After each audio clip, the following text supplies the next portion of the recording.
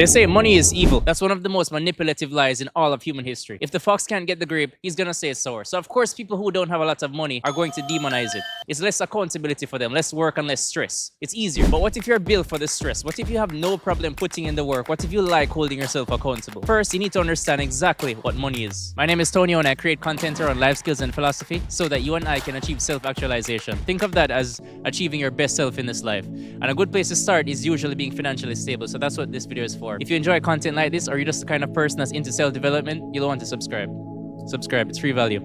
Do it. So what is money? A piece of paper with pictures on it, numbers in your bank account that you use to exchange for things? Sure, on the surface. But let's go deeper than that. Let's figure out why money has so much power over us. The most interesting property of money is probably the fact that it can exist everywhere at the same time. It's omnipresent. That's a god-like trait. And humanity is yet to create anything else that's omnipresent. The internet, I think, is the closest we've come. And even for that, you need connection. But how exactly is money able to be omnipresent? How did we create something that's omnipresent? The thing is, we didn't. It always existed. Money was always there. We just gave it a form and a name. Money is spiritual. Money is stored time and energy. It represents all of the effort put in to create all of the value that you see when you look around. The creation of money was inevitable. It just came into existence as a result of the gap in value creation and knowledge between different groups of people. So picture this. Many years ago, when people were still using the bartering system, people traded goods for goods, services for services. But at some point, some people's goods and some people's services became way more valuable than everybody else's. And it wasn't a fair trade anymore. You know, I can't be trading you gold for a piece of wood.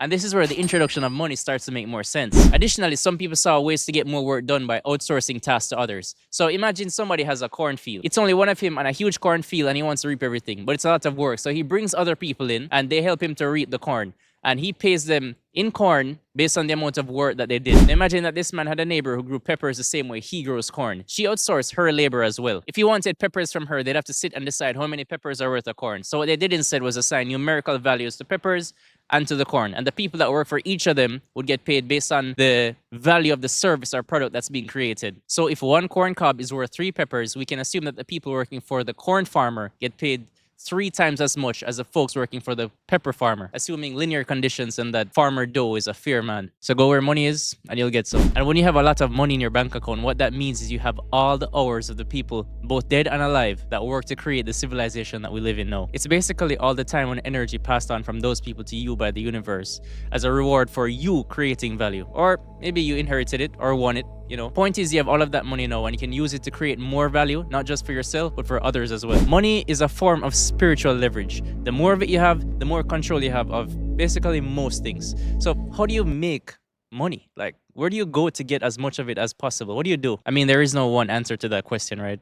What did you expect? Well, we can look at it through an ethereal lens, a spiritual lens, if you will. And when you do that, there's 4 levels of wealth creation, and you can choose which one you want to operate at. So the first level is the physical level. These jobs require the least spiritual acumen. This is going to be your standard 9-to-5 job.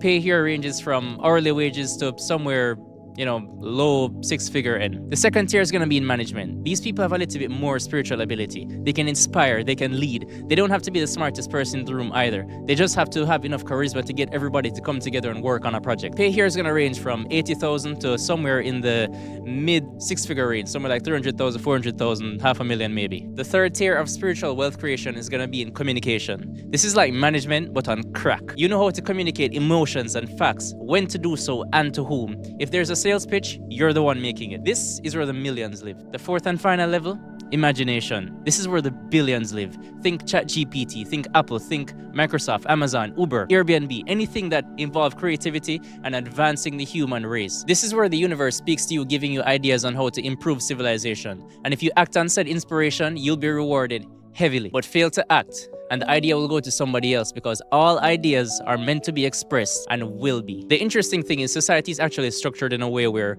most people end up on the physical level, the lowest level, because you go to school and you're taught how to learn and to do, but you're not taught how to be creative. And then you go and you laugh at the philosophy and communication studies kids because they're taking easy classes. No, those are the creative classes. Those are the classes that teach you how to think in a way that's going to bring society, civilization in general, the world to the next level. And I'm not saying all the other fields aren't important. They most definitely are. It's why we've made so much progress as a race. But at the same time, we shouldn't neglect the things that cause us to think higher and be creative. It's what matters ultimately. So work on your skills, build spiritual acumen, and play the long game. Also, I almost want to say, figure out what most people are doing to make money and do something that's not that. right? Because remember, most people are kind of brainwashed and working on that physical level. So that's not where you want to be. I think, I'm just presuming that's the kind of person you are. And it's also not their fault. I mean, most of us are brainwashed until we turn like 90. It's the system is set up really well to do that. And we just walk right into it. Anyways, let's make tons of money together. Cheers.